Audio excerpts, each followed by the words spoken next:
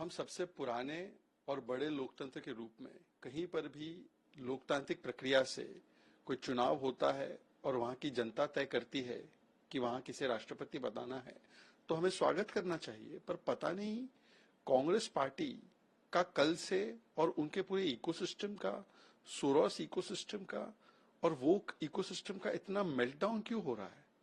भाई, कांग्रेस पार्टी यहाँ पर चुनाव होते हैं तो ईवीएम, इलेक्शन कमीशन जनता के ऊपर सवाल उठाती है। अब हरियाणा के चुनाव से सवाल उठाते उठाते ह्यूस्टन में भी जो चुनाव है उस पर भी सवाल उठाएगी। मतलब वहां की भी जनता के विवेक पर सवाल खड़े कर रही है। जिस प्रकार की टिप्पणी मणिशंकर अय्यर, राशिद अल्वी, कांग्रेस के अलग अलग नेताओं के, टीएमसी के नेताओं के आ रहे हैं, ये दिखाता है कि डेमोक्रेसी की जीत हुई है, इससे उनको कोई फर्क नहीं पड़ता। हाँ, फेक न्यूज, फेक नैरेटिव की हार हुई है। ये संविधान खतरे में, डेमोक्रेसी खतरे में है, इस प्रकार के नैरेटिव की हार हुई है। ये पॉलिटिक्स ऑफ फियर मॉन्गरिंग की हार हुई है। तो इससे सबसे ज्यादा क्षति यहाँ पर बैठे कुछ सोरोस इकोसिस्टम के लोगों को हुई है। तो समझ में नहीं आता कि ये मेल्टडाउन क्यों हो रहा है। और ये मणिशंकर अय्यर वही है जो पाकिस्तान के तलवे चाटने जाते हैं और पाकिस्तान के पास भीख मांगते हैं कि मोदी को हटाने के लिए मदद कीजिए, और अमेरिका के लोग अमेरिका में किसी को चुनते हैं तो वहां पर अमेरिका की जनता को गालियां दे रहे हैं। डिस्ट्रिक्ट यूनिट डिसॉल्व हो गई है। कांग्रेस बनाम कांग्रेस का एक और नया चैप्टर शुरू हो गया है। हमने ये चैप्टर कर्नाटका में देखा था, राजस्थान में देखा था, तेलंगाना में चल ही रहा है, हर रोज कहीं ना कहीं चलता ही है। और हिमाचल में तो अब वीरभद्र सिंह परिवार, प्रतिभा सिंह जी, विक्रमादित्य सिंह जी बनाम सुक्खू जी इस स्तर पर पहुंच गया है कि पूरी कांग्रेस पार्टी को ही डिसॉल्व कर दी गई है। पूरे स्टेट में कांग्रेस पार्टी का नामो निशान ही खत्म कर दिया। बताइए, इसी को बोलते हैं आईएनसी का मतलब I need confusion, I need conflict. Indian national Congress नहीं है ये। और ये हो सकता है कि विक्रमादित्य सिंह जी ने अभी कुछ दिन पहले योगी मॉडल की बड़ी पैरवी की थी, यूपी के मॉडल की पैरवी की थी कि भाई ईटरीज का नाम दिखाना चाहिए, नेम प्लेट लगाना चाहिए, जनहित का वो मामला है। तो उसके बाद उनको जिस प्रकार से अपमानित करने की चेष्टा की गई, दिल्ली तलब किया गया, और अब उनकी स्टेट यूनिट को जो उनकी माताजी हेड करती थी उसी को भंग कर दिया गया है। तो मुझे लगता है कि ये गांधी परिवार का हाईकमांड का बदला हो सकता है उनके प्रति। हिमाचल के लोग सब कुछ देख रहे हैं। इसके साथ ही क्या कहेंगे? ये गारंटी कार्ड नहीं, ये महाविकास अघाड़ी और कांग्रेस का धोखा पत्र है। कल उन्होंने संविधान की जो लाल कॉपी है जो लेकर राहुल गांधी घूमते हैं वो भी बांटी, पर जब खोलकर देखा गया तो उसमें पन्ने खाली थे, ब्लैंक पेजेस थे, उसमें संविधान नहीं था। तो जिस प्रकार से ब्लैंक पेजेस बांटे गए, उनके प्रोमिसेस भी ऐसे ही ब्लैंक है। अब हिमाचल में 1500 रुपए कितनी महिलाओं को दिया, जरा आंकड़ा तो बताएं। कितने लोगों को 300 यूनिट बिजली फ्री मिला, आंकड़ा तो बताएं। तेलंगाना में जो बड़े वादे किए उसमें आंकड़ा तो बताएं कितने लोगों को क्या दिया गया। कर्नाटका में तो ऐसे ऐसे वादे किए कि खड़गे जी खुद माथा पकड़कर बोलने लगे कि वही वादा करो जो निभा सकते हो। तो जब खड़गे जी को ही कांग्रेस के इस खटाखट मॉडल पर भरोसा नहीं है, और हमने देखा है जहां हिमाचल कांग्रेस आई वहां बर्बादी और लूट मचाई, कर्नाटका में भी तबाही लाई, टॉयलेट तक पर टैक्स लगा दिया है, सबके दाम बढ़ा दिए और गारंटी और वादा एक भी पूरा नहीं किया। इसलिए कांग्रेस एक धोखेबाज पार्टी है और उसका धोखा पत्र भी खाली है। इसके साथ ही फिराद हकीम का भी एक स्टेटमेंट आया है रेखा पात्रा को लेकर। इंडी अलायंस की एक ही पहचान, करो महिलाओं का अपमान। देखिए, ये संयोग नहीं, ये सोचा समझा प्रयोग और उद्योग है। अरविंद सावंत इंपोर्टेड माल बोलते शायद एनसी को, फिर सीता सोरेन जी को इरफान अंसारी रिजेक्टेड माल बोलते हैं, फिर संजय राउत के भाई एक प्रत्याशी, महिला प्रत्याशी को बकरी बोलते हैं, और अभी एससी समाज से आने वाली रेखा पात्रा को फिराद हकीम ने जिस प्रकार से अपमानित करने का और उनके पूरे समाज को अपमानित करने वाला बयान दिया है। ममता बनर्जी बताए कि शाहजहां शेख के लिए तो आपके मन में बड़ी ममता है, आपके मन में आरजीकर बलात्कारियों के लिए ममता है, और फिराद हकीम जैसे लोगों के लिए भी ममता है। बेटियों के लिए ममता कब जागेगी? बेटियों के साथ जो लगातार अपमान किया जा रहा है, इस पर लड़की हूं लड़ सकती हूं कहने वाली पूरी ब्रिगेड भी चुप है। प्रियंका वाड्रा, प्रियंका चतुर्वेदी कोई स्टैंड लेगी? अरविंद सावंत पे भी चुप, इस मुद्दे पर भी चुप। तो उनकी चुप्पी बहुत कुछ कह जा रही है। है उसका भी मुद्दा हाईकोर्ट तक पहुंचा है। कांग्रेस के संदीप दीक्षित और आपके बीच में भी जुबानी जंग जो है वो देखने को मिल रही है। देखिए, आम आदमी पार्टी सबसे बड़ी हिंदू विरोधी सनातन विरोधी पार्टी है। दिवाली के पर्व में फटाके जलाने की अनुमति छीन ली गई थी और बिना पटाखों के दिवाली हम लोगों को मनानी पड़ी उनकी वजह से। और अब वो चाहते कि छठी मैया की पूजा भी पूर्वांचली लोग खासकर और पूरे भारत के लोग ना कर पाए। इसीलिए यमुना जी को इतना प्रदूषित कर दिया। 2025 तक यमुना ऐसे साफ करने वाले थे केजरीवाल और आम आदमी पार्टी की, उसमें डुबकी लगाना मुमकिन होता। तो डुबकी लगाना तो क्या, वहां पर पास जाना भी मुमकिन नहीं है। दिल्ली हाईकोर्ट कह रहा है, दिल्ली हाईकोर्ट कह रहा है कि आपको मनाने नहीं देंगे वहां पे छठ पूजा, बहुत प्रदूषित है। और केवल दिल्ली हाईकोर्ट नहीं, अब तो कांग्रेस जो आम आदमी पार्टी की साथी रही है वो भी कह रही है कि 7,000 करोड़ रुपए कहां गटक लिए, कहां घोटाला करके खा गए।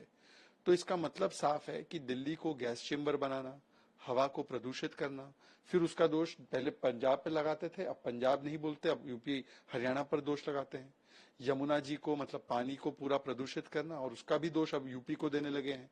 तो दोषारोपण की जहरीली पॉलिटिक्स करते करते आज हमारे वायु, हमारे पानी को प्रदूषित करने का जो पाप किया है अरविंद केजरीवाल और आम आदमी पार्टी ने, निश्चित रूप से छठ में जाने वाली महिलाओं का इनको श्राप लगेगा। क्या कहेंगे? नहीं, देखिए, वो लोकायुक्ता के पास गए हैं, वहां पर भी उनका डीके शिव कुमार का वही टेप बजने लगा कि मैं तो विक्टिमाइज किया जा रहा हूं, बीजेपी मुझसे बदला ले रही है। भाई, दिल्ली कर्नाटका हाईकोर्ट ने आपके खिलाफ आदेश पारित किया। भाई साहब, आपके खिलाफ स्पेशल कोर्ट का आदेश आया, आप अक्यूज नंबर 1 है। लोकायुक्ता कर्नाटका सरकार के तहत काम करता है, उसने आपको बुलाया है और कोर्ट आपको कोई राहत नहीं दे रहा है। आपने तो खुद जमीन लौटाने की पेशकश की, मतलब भ्रष्टाचार हुआ ये आपने माना, फिर भी चोरी और सीनाजोरी। इस्तीफा देने के बदले एक तो चोरी करो और फिर उसके ऊपर विक्टिमहुड कार्ड खेलो। पर ये उनके पूरे पार्टी का चरित्र है। भाई, कर्नाटका को इन्होंने तो एटीएम बना लिया, भ्रष्टाचार की दुकान बना दी। खड़गे जी ने भी लैंड स्कैम उनके परिवार का सामने आया तो लैंड लौटाने का काम किया। अभी कर्नाटका में 700 करोड़ का लिकर स्कैम, शराब घोटाला सामने आया है, जिसमें उनके एक्साइज मिनिस्टर ने हजारों लाइसेंसेस कमीशन के एवज में बेचे, ऐसा बड़ा आरोप सबूतों के साथ लगा है। तो कांग्रेस पार्टी ने कर्नाटका को केवल एटीएम बनाकर रखा है और इसीलिए आज सवाल ये बनता है सिद्धरमैया जी इस्तीफा कब देंगे। पर खड़गे जी किस मुंह से इस्तीफा मांगेंगे, राहुल गांधी किस मुंह से इस्तीफा मांगेंगे? दोनों खुद भ्रष्टाचार के आरोप में लिप्त है। ठीक। कि जो कर्नाटक की एकल यात्रा है उसका विरोध किया है। देखिए, वक्फ के नाम पर बीबीसी, भड़काओ भाईजान कमेटी काम पर, ये चाहते ही नहीं कि वक्फ जो है उसमें संशोधन आए, वक्फ लैंड ग्रैबिंग का काम बंद करे और वक्फ जो है जिस प्रकार से हर तंजीम संविधान के तहत काम करती है उस प्रकार से वो तंजीम संविधान के तहत काम करे। अभी हमने देखा कर्नाटका में विजयपुरा में किसानों की जमीन लूट कर उसको वक्फ के नाम कर दिया गया। क्या एक कांग्रेस की दुर्भावना नहीं थी किसानों को एक प्रकार से ठगने की? अभी हमने देखा 53 मॉन्यूमेंट क्लेम कर दिया है वक्फ ने। उनका बस चले तो वो पार्लियामेंट भी क्लेम कर ले, उनका बस चले तो वो ताजमहल भी क्लेम कर ले, 1500 साल पुराना गांव क्लेम कर दिया, मंदिर क्लेम कर दिया। तो ये असीमित ताकतें देने का काम भी तो कांग्रेस ने किया 95 और 2013 के कानून के माध्यम से। और जब इसमें संशोधन लाकर सीमित ताकत या जो संविधानिक दायरे में उसको लाया जा रहा है ताकि सबके पास है, हिंदू के पास तो ऐसी कोई तंजीम नहीं है, जैन के पास नहीं है, ईसाई के पास नहीं है, पारसी के पास नहीं, केवल एक धर्म के पास ऐसी ताकत क्यों होनी चाहिए? तो जब ये संविधान की बात करने वाले लोग जब संविधानिक दायरे में चीजों को लाया जा रहा है तो कितना विरोध कर रहे हैं? वो इसलिए कर रहे हैं क्योंकि उनके लिए राष्ट्र नीति नहीं केवल वोट बैंक नीति जरूरी है और वो चाहते हैं कि किसानों की हर एक इंच जमीन पकड़कर वक्फ के नाम कर दी जाए, इसलिए वो इसका विरोध कर रहे हैं। कि सामने से लड़िए, कायरों की तरह, अंग्रेजों की तरह पीछे से वार क्यों करते हैं? कभी ईडी सीबीआई का इस्तेमाल करते हैं जी। देखिए, कायर तो वो होते हैं जो आदिवासी समाज के बारे में वैसे बात तो करते हैं पर आदिवासी समाज के हितों को त्याग कर केवल वोट बैंक को आगे कर देते हैं। और पिछले 5 वर्षों से हमने देखा है कि जेएमएम, झारखंड मुक्ति मोर्चा नहीं, बल्कि झोल और घोटाला, माफिया और मुस्लिम तुष्टीकरण की सरकार बन चुकी है। एक औरंगजेब था जो हिंदुओं को लूटता था, और झारखंड मुक्ति मोर्चा की सरकार में एक आलमगीर आलम भी है जो अभी भी जेल में पड़ा हुआ है। ये इनका आलमगीर है, जैसे वो आलमगीर लूटता था। तो वहां पर भी भ्रष्टाचार। खुद मुख्यमंत्री कितने महीने जेल में रहे, उनके और कितने कितने नेता जेल गए। पार्टी तो बहुत पहले ही कन्विक्ट हो चुकी थी एक बार। तो झोल और भ्रष्टाचार करना इनके चरित्र में है। और भ्रष्टाचार करते करते जिस प्रकार से आदिवासी समाज की संस्कृति, रोटी, बेटी और माटी पर भी एक खतरा और संकट खड़ा करने का काम वोट बैंक की राजनीति में किया गया, उस पर तो हाईकोर्ट ने कहा कि इधर डेमोग्राफिक जिहाद हो रहा है। इसीलिए तो आपके प्रपोजर मुर्मू जी और आपके करीबी सोरेन जी ये आपकी पार्टी छोड़कर भारतीय जनता पार्टी क्यों आए?